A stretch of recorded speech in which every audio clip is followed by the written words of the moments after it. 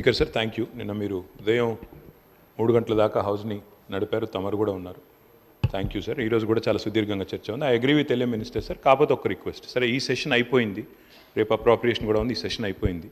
దయచేసి, ఎందుకంటే కొత్త సభ్యులు 57 మంది ఉన్నారు, అందరూ కూడా మాట్లాడాలని కోరుకుంటున్నారు. మా వాళ్ళు కోరుకుంటున్నారు, మీ ట్రెజరీ బెంచెస్ వైపు కూడా కొత్త సభ్యులు కోరుకుంటున్నారు.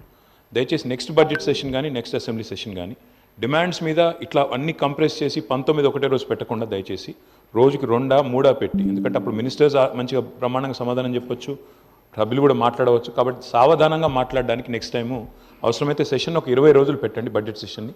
తప్పకుండా మా వైపు నుంచి పూర్తి స్థాయిలో మీకు కోఆపరేట్ చేస్తామని తెలియజేస్తాను. బస్సులు పెంచాలంటారు పల్లెటూర్లల్లో. వాస్తవానికి చాలా గ్రామాలలో ఇంటర్నల్గా ఆటోలు నడుస్తున్నాయి, కానీ దూరం గ్రామాలలో నుంచే బస్సులు నడుస్తాయి, హైదరాబాద్కు, వరంగల్కు, లేదా ఇట్లా దూర ప్రాంతాలకు. సరే, ఏదైనా సిటీలలో కొంచెం ఇబ్బంది ఉండొచ్చు, అది కూడా మా మేనిఫెస్టోలో పెట్టిన ప్రకారంగా మేము టైం తీసుకొని చేసేది చేస్తాం. కానీ ఆటోల కోసమే నేను పుట్టిన, ఆటోలే అంటారు. మళ్ళీ మీరే బస్సులు పెంచండి, బస్సులు పెంచండి అని మీరే అంటారు. బస్సులు పెంచిన తర్వాత మరి ఆయనతో ఒక్క ఆటో కూడా నడిచే పరిస్థితి ఉండదు కదా. మరి మీరు అసలు మీ వైఖరి ఏందో స్పష్టం చేయండి. మొత్తం ఆటోలను క్లోజ్ చేయాలనుకుంటే బాగా గల్లీ గల్లీకి ఒక బస్సు పెంచండి అని అట్లనన్నా మాట్లాడండి. మినీ బస్సులు పెంచండి అని కూడా ఇందాక అన్నారు, మరి మినీ బస్సులు కూడా పెంచాలా అది కూడా చెప్పండి. కాబట్టి ఆటో వాళ్ళని రెచ్చగొట్టడము, ఇతరులను రెచ్చగొట్టడం కాకుండా మరి మహిళలకు ఏది ఇవ్వద్దా? మహిళలకు ఫ్రీ బస్ ఇవ్వడం మూలంగా మీకు నష్టం ఏమొచ్చింది? ఇవాళ మీరు ఇస్తాం ఇస్తాం ఇచ్చిన ప్రతి మాట నిలబెట్టుకుంటాం, ఇచ్చిన ప్రతి మాట నిలబెట్టుకుంటాం. అది కాంగ్రెస్ వైఖరి. కాంగ్రెస్ ఖచ్చితంగా మడమ తిప్పకుండా, మాట తప్పకుండా ఇచ్చిన మాట నిలబెట్టుకుంటాం. కానీ ఒకరోజు బస్సులు పెట్టండి అంటారు, ఒకరోజు సపోర్ట్ అంటారు, ఒకరోజు ఆటో వాళ్ళని రెచ్చగొడతామంటారు. ఆటో వాళ్ళకు మీ హయాంలో మరి ఫ్రీ ఇన్సూరెన్సు, అదేవిధంగా రోడ్డు మీద ఫ్రీగా తిరగడానికి కావలసినటువంటి ఫెసిలిటీసు అవన్నీ ఎందుకు మీరు సహకరించలేదని నేను అడుగుతా ఉన్నా. కాబట్టి రెచ్చగొట్టే మాటలు కాకుండా వాళ్ళ సమస్యలు ఏమన్నా ఉంటే మాట్లాడితే బాగుంటుంది. అదేవిధంగా బస్సుల పట్ల మీ వైఖరి కూడా స్పష్టం చేయండి. ఫ్రీ బస్ పెట్టాలా వద్దా? పెట్టడం మూలంగా ఎందుకు కడుపు మండుతుంది? ఇవాళ మరి గవర్నమెంట్ హాస్పిటల్స్లలో కూడా ఫెసిలిటీస్ పెంచుతున్నాం, దాంతో ప్రైవేట్ హాస్పిటల్స్ నడవకుండా అయిపోయే పరిస్థితి వస్తుంది. అప్పుడు కూడా బాధపడతారా ప్రైవేట్ హాస్పిటళ్ళ కోసం? అదేవిధంగా మీ లెక్క ఇవాళ కొంతమందికే రైతు బంధు ఇచ్చి పేదోళ్లకు కడుపు కొట్టినట్టు కాదు, పేదోళ్ళను కూడా ఆదుకునే ప్రభుత్వము, అన్ని వర్గాలను ఆదుకునే ప్రభుత్వం కాంగ్రెస్ ప్రభుత్వం. కాబట్టి పదే పదే ద్వంద్వ వైఖరి మాట్లాడకండి, ఒకటే వైఖరి చెప్పండి. మీ వైఖరి బస్సుల విషయంలో ఏంటిదో గది ఒక్కటి చెప్పండి.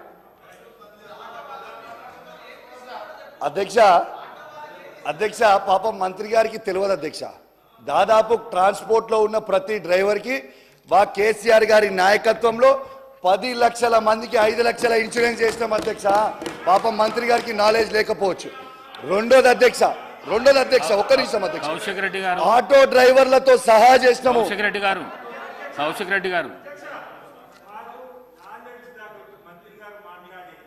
అడిగితే దానికి ఇవ్వనివ్వాల్సింది నాలెడ్జ్ లేదంటే ఏంటి అధ్యక్ష వారు మాట్లాడేది?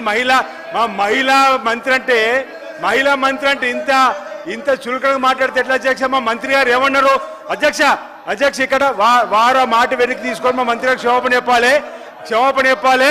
నేను ఒకటే మహిళా తల్లందరూ కూడా క్షమాపణ చెప్పాలి. ఆయనలాగా నాకు దురహంకారమైనటువంటి నాలెడ్జ్ లేదు సార్. నాకు నాలెడ్జే ఉంది, సబ్జెక్ట్ వారుగానే ఉన్నది.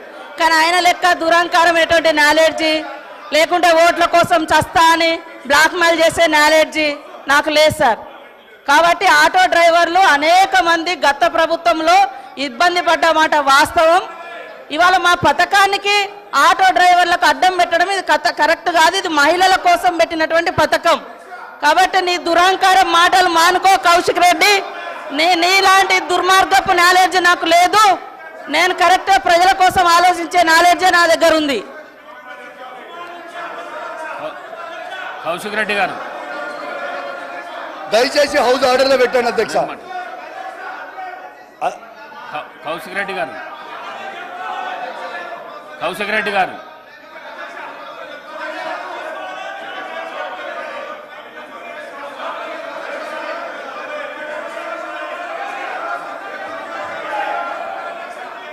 కౌశిక్ రెడ్డి గారు కౌశిక్ రెడ్డి గారు కౌశిక్ రెడ్డి గారు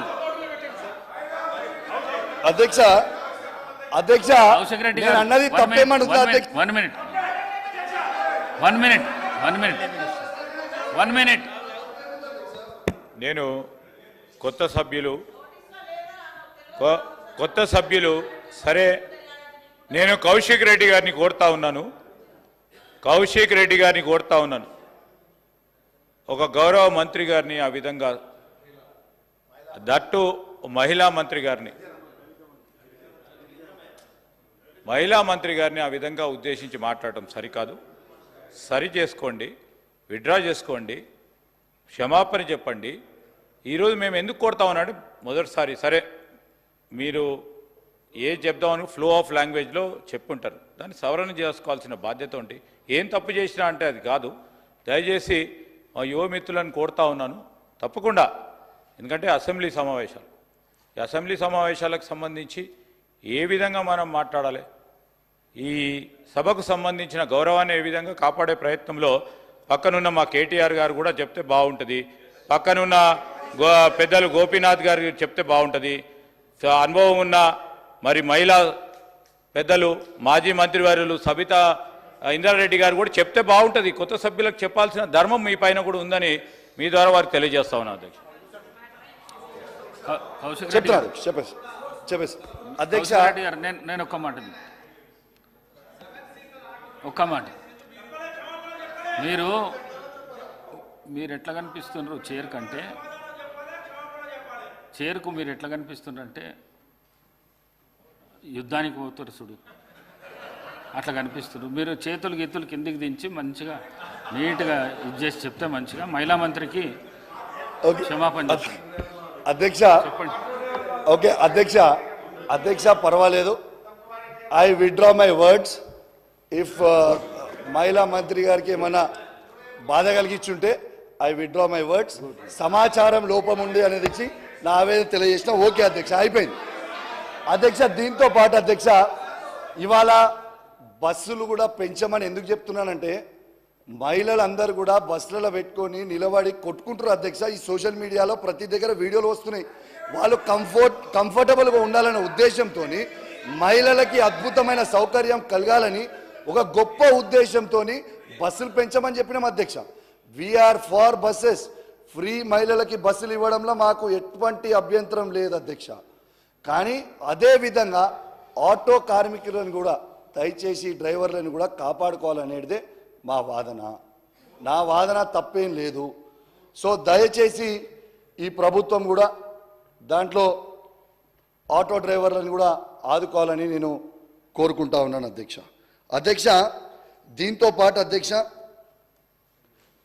మీకు ఇప్పుడు ఇంపార్టెంట్ అయిన సబ్జెక్ట్ అధ్యక్ష, auto fair automatic fair collection అనేది ఆటోమేటిక్ ఫేర్ కలెక్షన్ సిస్టమ్ అనేది ఆన్లైన్ టెండర్ చేయకుండా ఆఫ్లైన్ టెండర్ చేసి దాన్ని ఒక సంస్థకి చెలో మొబిలిటీ ప్రైవేట్ లిమిటెడ్ అనే సంస్థకి ఇచ్చిండ్రు అధ్యక్ష.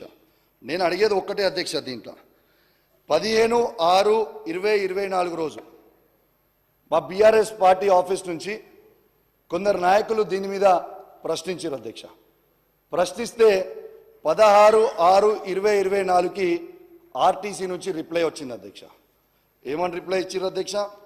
వాళ్ళ పిఆర్ఓ నుంచి 11/1/2024 అధ్యక్ష వీళ్ళు టెండర్లు కాల్ఫాల్ చేసినాం, కానీ పార్టిసిపేట్ అయినరు. పార్టిసిపేట్ అయిన తర్వాత 29/2/2024కి ఆ రోజు క్యాన్సిల్ చేసినాం ఈ టెండర్లు ఓపెన్ చేయకుండా అని చెప్పింది అధ్యక్ష. అసలు ఏ కంపెనీలు పార్టిసిపేట్ అయినాయి, టెండర్ ఎందుకు కాల్ఫార్ చేసిర్రు, ఎందుకు క్యాన్సిల్ చేయాల్సి వచ్చింది అనేది మేము అడుగుతా ఉన్నాం అధ్యక్ష. దీంతో పాటు అధ్యక్ష అదే రోజు ఏం చేసిర్రు అధ్యక్ష, ఇదే దాంట్లో కింద పేరాలో వాళ్ళు ఇచ్చిర్రు అధ్యక్ష.